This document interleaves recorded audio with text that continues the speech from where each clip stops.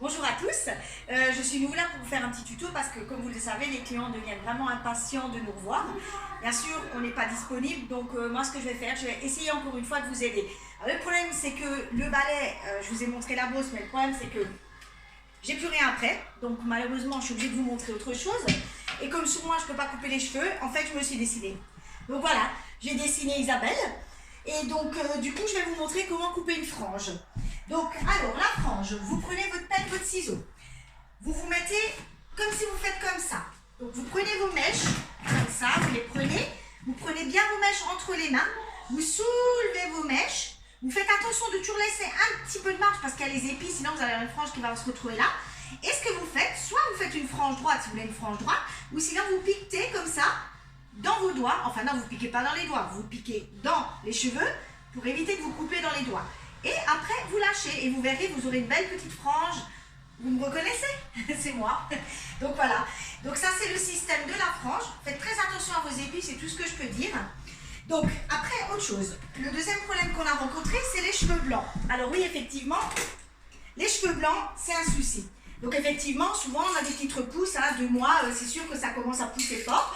Donc il existe ce qu'on appelle des sprays coiffants qui sont avec des poudres micronisées qui sont colorées. Donc du coup, en fait, vous pouvez appliquer ça sur vos bordures pour éviter d'avoir les cheveux blancs visibles. Donc ce qu'il faut faire, c'est simplement secouer votre bombe bien sûr avant. Et en fait, vous placez vos mains en bordure de visage et puis vous faites ça. Et vous voyez, c'est magique. Ça couvre les cheveux blancs. Voilà, et ça vous le faites qu'en bordure parce que sinon votre laque vous l'utilisez pour toute la chevelure. Et donc vous voyez, j'ai bien les cheveux blancs. Donc du coup, vous faites toutes vos bordures comme ça. Voyez. Et du coup, ça couvre les cheveux blancs. Et après, ça vous le faites juste après votre brushing. Et après, une fois que vous avez fini l'application, vous prenez votre brosse et vous coiffez. Voilà, tout simplement. Après, une fois que vous avez fini votre coiffage, donc une fois que vous avez appliqué votre colorant, vous utilisez comme d'habitude votre gel, donc vous utilisez votre pâte. Hop, vous prenez dans les mains et vous ébouriffez vos cheveux. Vous ébouriffez vos cheveux pour donner l'aspect hirsute un peu comme moi, là je parle pour ma coiffure. Et après, simplement, vous remettez un peu vos cheveux en main, en plaçant comme ça le spray.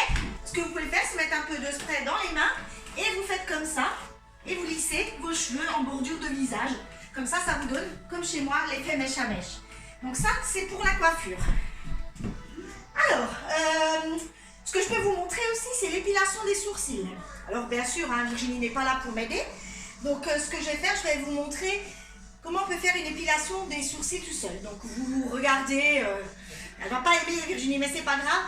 Vous prenez de la crème épilatoire, vous la mettez juste sous le sourcil. Voilà, on va déjà faire un côté. Vous attendez un peu que ça sèche. Et après, vous venez placer votre papier et vous tirez très fort. Voyez? Alors, je ne vais pas lui poser dans le visage. Hop. Faites attention de bien garder votre lignée. Paf. Et voilà. Après, vous enlevez le surplus de cire. J'ai un chiffon, ça tombe bien. Un chiffon, pour par terre, on s'en fout. Et vous enlevez le surplus de cire. Et ce que vous pouvez faire après, vous prenez un peu d'huile hydratante, vous en mettez un peu sur les doigts et vous tapotez pour hydrater. Et ce que vous pouvez mettre après aussi, c'est des anti-rougeurs, un peu vertes, pour camoufler les rougeurs. Donc voilà.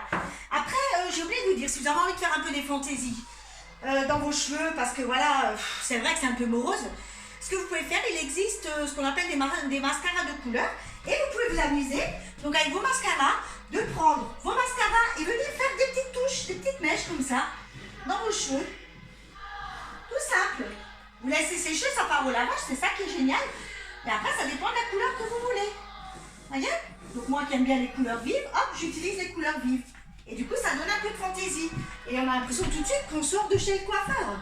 Vous n'avez pas l'impression que c'est moi?